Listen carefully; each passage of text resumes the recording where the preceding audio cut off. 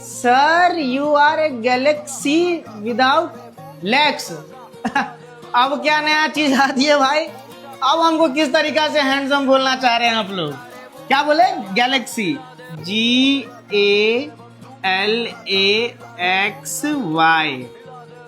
Without without legs. Okay.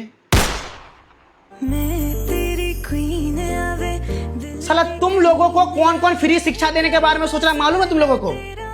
Modi ji सोचे कि तुमको फ्री शिक्षा दिया जाए जिससे कि तुम लोगों का भविष्य बन जाए। और तुम लोग क्या कर रहे हो? तुम लोगों को अगर हम फ्री में भी पढ़ाना चाहें ना तो तुम लोगों का कुछ नहीं हो सकता है, क्योंकि तुम लोगों का खाली सारा ध्यान इसी पर रहता है कि कैसे मास्टरवा को गरिया दिया जाए।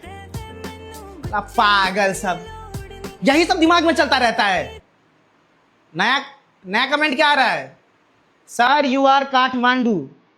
काठ हटा के जी लगा दीजिए, ठीक है? क्लास बंद करो तो।